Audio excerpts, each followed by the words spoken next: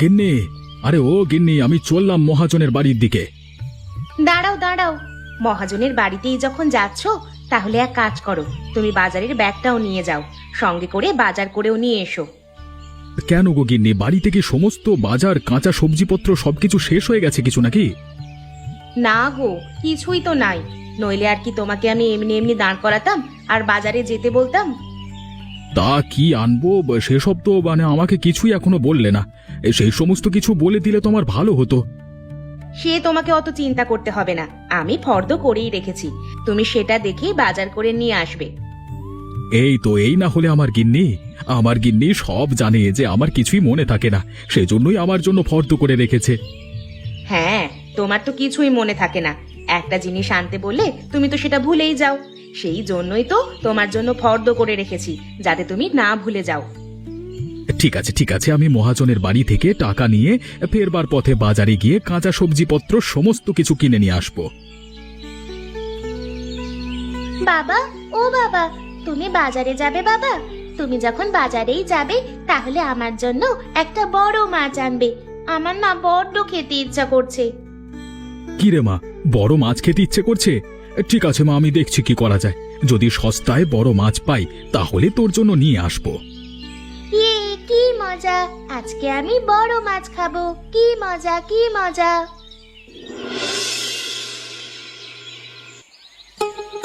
বাবু, বাবু বাড়িতে আছেন? আপনার সাথে একটু দরকারি কথা আছে। আরে কি হয়েছে রে দীপক, তুই এ সময় আমাকে এত ডাকাডাকি করছিস কেন? আসলে বাবু, গত মাসটা তো শেষ হয়েই গেছে, আর গত মাসের বেতনটা তো আমি এখনো পাইনি।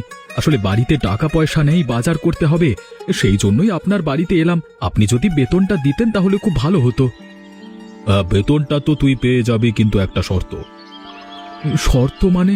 কিসের শর্ত? আমি আপনার কাজ করে দিয়েছি, আপনি আমাকে টাকা দিয়ে দেবেন, এর মধ্যে আবার কিসের শর্ত আছে আমি বুঝতে পারছি না।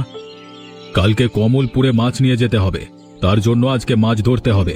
আমার পেছনের পুকুর থেকে তুই যদি মাছগুলো ধরে দিস তাহলেই আমি তোকে মাইনেটা দেব। না না, আমি এখন কোনো মাছ ধরতে পারবো না, এখন শীতের সময়, এখন জলে নামলেই ঠান্ডা লেগে যাবে, আমি এখন মাছ টাছ ধরতে পারবো না, আপনি আমাকে মাইনেটা দিয়ে দিন, আমি চলে যাচ্ছি। ঠিক আছে, তাহলে তুই চলে যা, আমি তোকে মাইনেটাও দেব না। তুই যদি মাছগুলো ধরতিস তাহলেই আমি তোকে মাইনেটা দিতাম। বাবু, এরকম করবেন না, আমার গিন্নি ওদিকে আমার জন্য অপেক্ষা করছে, কখন যে আমি বাজার থেকে সবজি নিয়ে যাব সেজন্য, তবে সে রান্না করবে। আপনি যদি এখন এমন করেন তাহলে আমি কি মুখ নিয়ে বাড়িতে যাব? আমি অত শত বুঝি না, তুই আমার কাজ করবি, তারপরে টাকা পাবি, ব্যাস, এটাই আমার শেষ কথা। ঠিক আছে বাবু, চলুন, আপনার পুকুর থেকে আমি মাছ ধরতে তৈরি, তবে হ্যাঁ, মাছ ধরবার শেষেই কিন্তু আমার টাকা চাই। হ্যাঁ হ্যাঁ, অবশ্যই, তুই মাছ ধরবার শেষেই টাকাটা পেয়ে যাবি।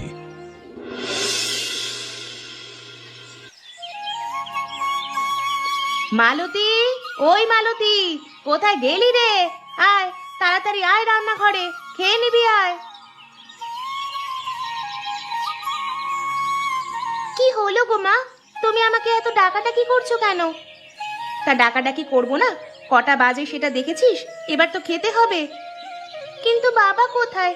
বাবা তো এখনো পর্যন্ত বাড়িতে এলো না, আর বাবা তো বলেছিল যে আমার জন্য মাছ নিয়ে আসবে, সেটাও তো এখনো আনলো না। তাহলে আমি এখন ভাত খাবো না, বাবা আসুক তারপর আমি ভাত খাবো। না মা, এরকম করতে নেই, তোর বাবা হয়তো কিছু কাজে আটকে গেছে, সেই জন্যই আসতে পারছে না। তুই চিন্তা করিস না, তুই এখন খেয়ে নে, রাত্রিবেলায় তোর বাবা যদি মাছ নিয়ে আসে তখন তুই মাছ ভাজা দিয়ে ভাত খাবি, কেমন? ঠিক আছে মা, তাহলে আমি এখন ভাত খেয়ে নিচ্ছি, তবে রাত্রে কিন্তু আমার মাছ চাই, নইলে কিন্তু আমি ভাত খাবো না। আচ্ছা বাবা, ঠিক আছে, এখন তো খেয়ে নে। তা মা, বাবা তো বললো যে এক্ষুনি যাবে আর এক্ষুনি চলে আসবে, তা বাবার এতক্ষণ কেন সময় লাগছে? সকাল থেকে দুপুর হয়ে গেল, এখনো তার আসার কোনো পাত্তা নেই। হ্যাঁ রে, সেটাই তো আমিও ভাবছি, এখনো তোর বাবার কোনো নামগন্ধ দেখতে পাচ্ছি না। তুই এত চিন্তা করিস না মা, তুই খেয়ে নে, খেয়ে দে একটু বিশ্রাম কর, দেখবি তোর বাবা চলে আসবে। ঠিক আছে মা, তাহলে আমি এখন খেয়ে নিচ্ছি।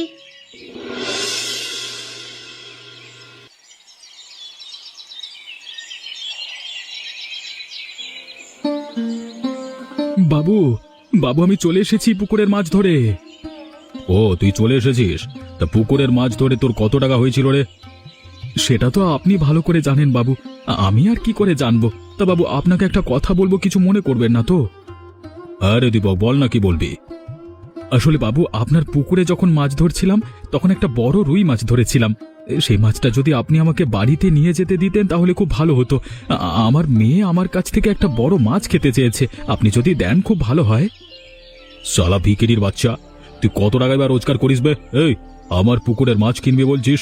আমার পুকুরের মাছ কিনবার মতো তো সামর্থ্য আছে? বাবু, আপনি এরকম ভাবে কেন বলছেন? আমি তো আপনার সাথে মাছটা বিনামূল্যে নেব একবারও বলিনি। আমি আপনার কাছে টাকা দিয়ে নেব, তাও আপনি কেন এরকম ভাবে আমাকে অপমান করছেন? অপমান করব না তো কি আর করব, শালা ভিখিরির বাচ্চা। ঠিক আছে, আমি আর আপনার কাছ থেকে মাছ কিনবো না। আপনি আমাকে এই মাসের মাইনেটা দিয়ে দিন, আমি চলে যাচ্ছি। হ্যাঁ, এই নে তোর 100 টাকা, আর এটাই তোর এ মাসের বেতন। কি, 100 টাকা? আমার তো এ মাসে 200 টাকার কাজ হয়েছে, তা আপনি আমাকে 100 টাকা কি করতে দিচ্ছেন? আর বাদবাকি 100 টাকা সেটা কি হলো? যেটা দিচ্ছি সেটাই নে। যদি বেশি বকবক করিস তাহলে যেটা দিয়েছি সেটাও নিয়ে নেব। ঠিক আছে, আপনি এভাবে আমার সাথে বেইমানি করছেন তো? ঠিক আছে, আমি আর আপনার কাছে আসবো না। আরে হ্যাঁ হ্যাঁ, আমিও দেখি যে তুই কতদিন আমার কাছে না কাজে এসে থাকতে পারিস, আর তোকে কেই বা কাজ দেয় আমিও দেখবো। হ্যাঁ,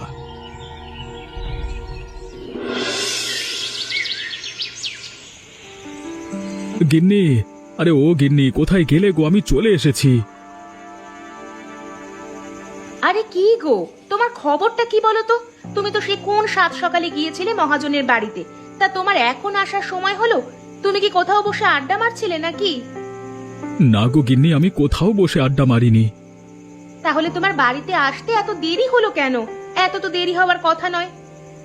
শোনো তাহলে। ছি, উনি তোমার সঙ্গে এই রকম ব্যবহার করেছে? উনি মানুষ নয়, উনি হলেন একটা জানোয়ার। লোকের মেরে কতদিনই বা নিজের ব্যবসাটা চালাবে? ওপরওয়ালা তো আছেন, উনি একদিন ঠিক শাস্তি দেবেন। হ্যাঁ গিন্নি, তুমি ঠিকই বলেছ। আমার তোমার প্রতি মায়া লাগছে। তোমাকে এই শীতের দিনে পুকুরে নামিয়ে মাছ ধরিয়েছে, আর মাছ ধরার পর কিনা তোমার যা বেতন হয়েছে তার অর্ধেকটা দিল। তুমি ঠিক করেছো, ওনার কাছে কাজ ছেড়ে দিয়েছো। আমরা না খেতে পেরে মরবো, তবু ওনার কাছে কাজ করব না। তা গিন্নি, তাহলে এবার আমি কি করব? এবার আমি কোথায় কাজ করব যেখান থেকে আমি টাকা পাবো? তুমি অত চিন্তা করো না, দেখবে ঠিক একটা ব্যবস্থা হয়ে যাবে।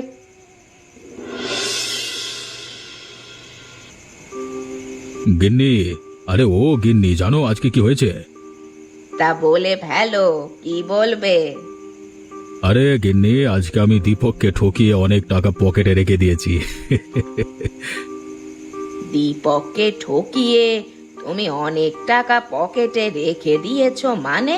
আমি ঠিক বুঝতে পারলাম না, কি হয়েছে আমাকে খুলে বলো তো।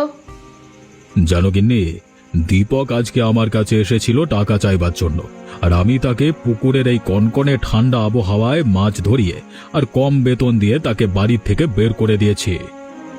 ছি ছি ছি ছি, তোমার লজ্জা করে না? ও একটা গরিব মানুষ, আর ওর টাকা তুমি কেন মারলে?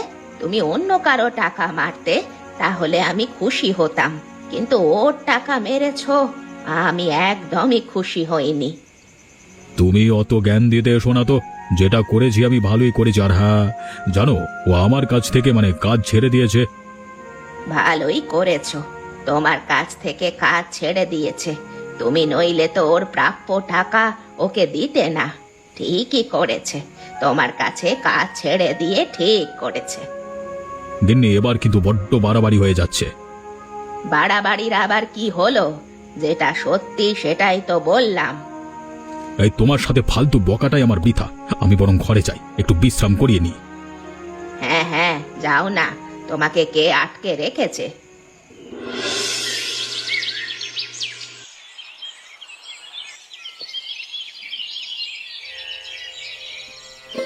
বাবা, ও বাবা, তুমি তো কাল বলেছিলে আমার জন্য একটা বড় মাছ এনে দেবে, তা কই?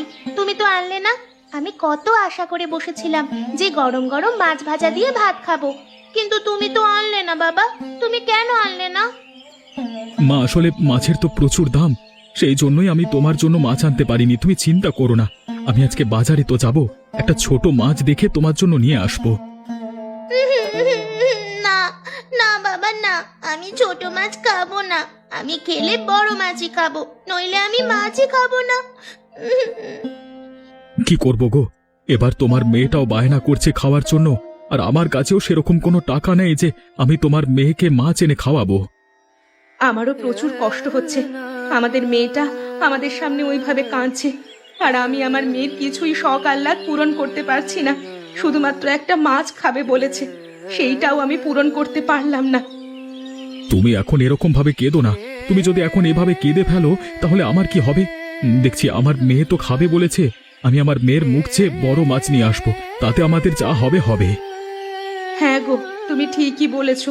তুমি যাও, আমাদের মেয়ের মুখ চেয়ে একটা বড় মাছ নিয়ে এসো।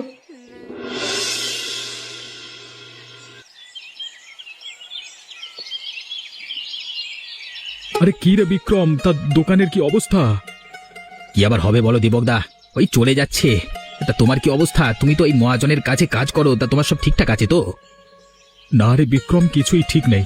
মহাজন একদম হার কিপটে, আমাদের টাকায় সে নিজের সংসার চালাচ্ছে, সেই জন্যই তো কাজ ছেড়ে দিলাম।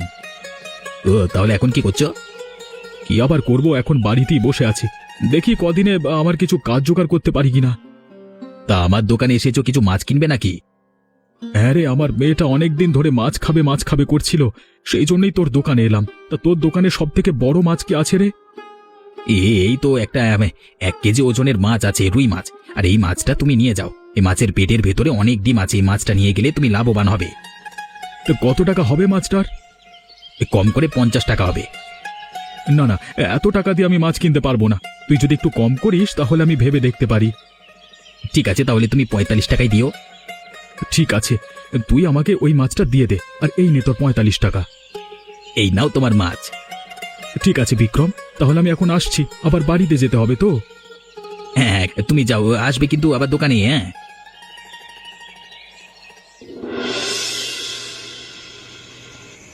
কি মজা কি মজা, আজ মাছ ভাজা দিয়ে ভাত খাবো, কি মজা। দেখেছো গিন্নি, আমি বাড়িতে মাছ নিয়ে এসেছি, আমার মেয়ে কতটা পরিমাণে খুশি হয়েছে। এই হাসিটাই তো আমি সারা জীবন ধরে দেখতে চাই। হ্যাঁ গো, তুমি ঠিকই বলেছো। আর তুমি যেই মাছটা নিয়ে এসেছিলে, সেই মাছটার ভেতরে অনেকটা পরিমাণে ডিম হয়েছিল। তাই কি করব ভেবে শেষ পর্যন্ত মাছের ডিমের বড়াই করে রেখেছি। তা বেশ ভালোই করেছো, গরম গরম ভাতের সাথে ভালোই খেতে লাগবে। নাও, এবার সকলে খেয়ে নাও, আর খেয়ে বলো যে কেমন খেতে হয়েছে। মা, খুব সুন্দর খেতে হয়েছে মা, আমাকে তুমি আরেক পিস মাছ দেবে? হ্যাঁ রে মা, কেন দেব না, তোর জন্যই তো রান্না করেছি। নে মা, খা। মা, মাছের ডিমের বড়াটাও কিন্তু খুব সুন্দর রান্না করেছো। হ্যাঁ রে মা, তুই ঠিকই বলেছিস, তোর মায়ের হাতের মাছের ডিমের বড়া একদম স্বাদ পুরো অতুলনীয়। ধুর, তোমরা যে কি বলো না। আরে গিন্নি, আমি তোমাকে নিয়ে হাসি ঠাট্টা করছি না, সত্যি ভালো খেতে হয়েছে, সেই জন্যই তোমাকে বললাম। আমার মাথায় একটা বুদ্ধি এলো। কিসের বুদ্ধি এলো গো আবার তোমার মাথায়? দেখো, আমরা তো মহাজনের কাছে কাজ ছেড়েই দিয়েছি, আর আমাদের কিছু একটা কাজ করতেই হবে। যদি আমরা এই মাছের ডিমের বড়া বিক্রি করি তাহলে কেমন হয়? বুদ্ধিটা কিন্তু মন্দ নয়। আমাদের থেকেই কেউ কি মাছের ডিমের বড়া কিনবে? চেষ্টা করে তো একবার দেখা যেতেই পারে। ঠিক আছে, তাহলে আমরা চেষ্টা করে একবার দেখব। যদি বিক্রি হয় তাহলে তো আমাদেরই ভালো, কি বলো? আসুন আসুন, আমাদের দোকানে আসুন এবং গরম গরম মাছের ডিমের বড়া খেয়ে যান। আসুন আসুন। হ্যাঁ, আসুন আসুন, একবার যে খাবেন, বারবার খেতে মন চাইবে, আসুন আসুন। আরে কিরে দীপক, তুই কিনা শেষ পর্যন্ত এই মাছের ডিমের বড়ার দোকান খুললি? আরে চল চল, আমার কাছে চল, আমি তোকে আবার কাজ দিয়ে দেবো। চল ভেরিতে চল চল চল চল। না বাবু, আমি আর আপনার কাছে কাজে যাব না। আপনি আবার অনেক টাকা নিয়েছেন, আমাকে দেননি আমার প্রাপ্য টাকা। আমি আর আপনার কাছে কাজে যাব না, আমার এটাই ঠিক আছে। আপনার কাছে কি করতেই বা যাবে কাজে? আপনি তো একটা জানোয়ার, আপনি তো লোকের টাকা মেরে খান। আপনি যদি আমাদের অবস্থায় থাকতেন তাহলে বুঝতে পারতেন যে কত ধানে কত চাল। গরিবদের মায়া কেউই বোঝে না বাবু। আর আপনারা তো কোন ছাড়। দীপক, তোর গিন্নি কিন্তু বড্ড মুখে মুখে কথা বলছে। তা ঠিকই তো বলেছে বাবু, ভুল তো কিছুই বলেনি। আপনাকে যেটা সত্যি সেটাই বলা হয়েছে। আপনি যদি এখানে দাঁড়িয়ে দাঁড়িয়ে আপনার নিজের অপমান করাটা নিজেই সহ্য করতে পারেন, তাহলে দাঁড়িয়ে থাকুন, আমাদের আর কি, আমরা তো বলেই যাব। তোরা থাক, আমি চললাম। দীপক, তুই কিন্তু কাজটা ভালো করলি না। জান তো জান, আমাদের এই ধান্দার সময় বিরক্ত করতে আসবেন না। আসুন আসুন, আমাদের দোকানে আসুন এবং গরম গরম মাছের ডিমের বড়া খেয়ে যান। আসুন আসুন। কি, এখানে কি বিক্রি হচ্ছে? মাছের ডিমের বড়া?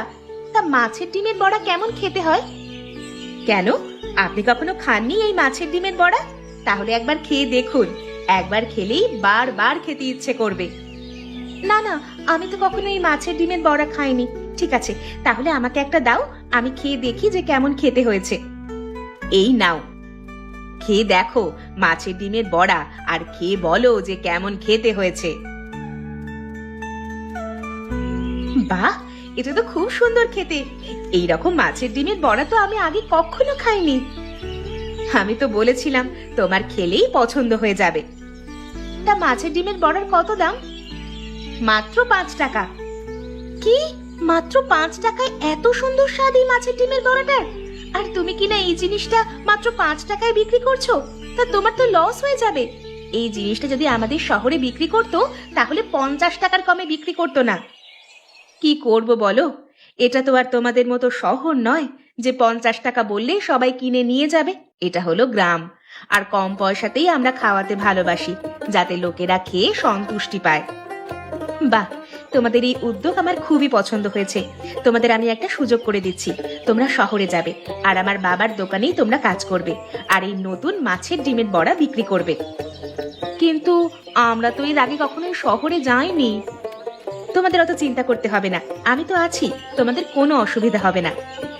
ধন্যবাদ তোমাকে, তুমি যদি না থাকতে তাহলে হয়তো এই গরিবদের কথা কেউই ভাবতো না। আরে এভাবে বলো না, তুমি আমাকে নিজেদের লোকই মনে করতে পারো। গিন্নি, আরে ও গিন্নি, কি হচ্ছে বলো তো? আমি ঠিক বুঝতে পারছি না। বেশ কয়েকদিন হয়ে যাচ্ছে, আমার দেখছি প্রচুর লস হয়ে যাচ্ছে। কি করা যায় বলো তো? দেখলে তো, আমি বলেছিলাম কখনো কারোর ক্ষতি করো না। তুমি দীপকের ক্ষতি করেছিলে, আর সেজন্যই ওপরওয়ালা তার শাস্তি দিচ্ছে তোমাকে। এখন তুমি এসব কথা ছাড়ো না গিন্নি, এখন আমাকে কিছু একটা উপায় দাও যাতে আমি আবার আগের জায়গায় ফিরে আসতে পারি। তা তুমি কি জানো দীপক শহরে যেতে চলেছে? শহরে তারা একটা নতুন দোকান খুলবে। না তো গিন্নি, আমি তো এসব কিছুই জানি না। আর ওরা শহরে যাবে, এটা কিভাবে সম্ভব? আমিও তো জানতাম না। আসলে লোকের মুখে মুখে কথাটা ভেসে ভেসে আমার কান পর্যন্ত এসে পৌঁছলো, সেজন্যই তোমাকে বললাম। আর যতদিন তোমার কাছে দীপক ছিল, তুমি তার টাকার অর্ধেকটা নিয়ে নিতে, আর সেটা দিয়েই তুমি সংসার চালাতে। সেই জন্যই তোমার লোকসান হতো না। এখন সে নেই, সেই জন্যই তোমার লোকসান হচ্ছে। তাহলে গিন্নি, দীপক যে এখন শহরে চলে যাচ্ছে, তাহলে তো এখন প্রচুর বড় লোক হয়ে যাবে। হ্যাঁ, সেটাই তো স্বাভাবিক। সে শহরে যাচ্ছে, সেখানে তো সে বড় লোক হবেই। তাহলে আমি দীপকের কাছে যাই, দীপকের কাছে গিয়ে ক্ষমা চাই যে দীপক আমাকে ক্ষমা করে দে, নইলে পরবর্তী সময়ে আমারও দরকার পড়লে আমি ওকে কাছে পাবো না। হ্যাঁ, সেটা তুমি জানো, তুমি ওর কাছ থেকে ক্ষমা চাইবে কি চাইবে না ক্ষমা।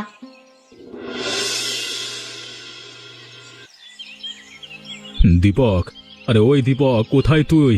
আমাকে ক্ষমা করে দে, আমি অনেক বড় ভুল করে ফেলেছি, আমাকে তুই পারলে ক্ষমা করে দে। আরে কি হলো বাবু, আপনি আমার পায়ে এসে পড়ে যাচ্ছেন কেন? দীপক, আমি আমার ভুল বুঝতে পেরেছি রে, তুই আমাকে ক্ষমা করে দে দীপক, আর তুই ফিরে চল। আমি আবার তোকে কাজ দেব, তোকে আমি কখনো ঠকাবো না। না বাবু, আমি তো একবার বলে দিয়েছি আপনার কাছে আমি আর কাজে যাব না। আমাকে কেন বারবার ধরে বিরক্ত করতে আসছে না? আমরা এখন শহরে যাচ্ছি, সেটা নিশ্চয়ই খবর পেয়েছেন, আর সেই জন্যই আমাদের কাছে এসেছেন ক্ষমা চাইতে, তাই তো? মিতা, মিতা, তুমি আমাকে ক্ষমা করে দাও, আমি ভুল করে ফেলেছি, তোমাদের সাথে খুবই খারাপ ব্যবহার করেছি, পারলে আমাকে ক্ষমা করে দাও, ক্ষমা করে দাও মিতা। বাবু, সবসময় একটা কথা মনে রাখবেন, যে সময় কখনো কারোর জন্য থেমে থাকে না। তখন হয়তো আপনার সময় চলছিল, সেই জন্য আপনি অনেক বড়লোক ছিলেন। এখন আমাদের সময়, এবার আমাদের বড়লোক হওয়ার সময়। সেটা তো আমি বুঝতে পেরেছি, সেই জন্যই তো তোমাদের কাছ থেকে ক্ষমা চাইতে এসেছি। জানতো যান, আপনাকে আর কখনো ক্ষমা করব না। জানতো এই শুভ সময় আমাদের পথের কাঁটা হয়ে দাঁড়াতে এসেছে।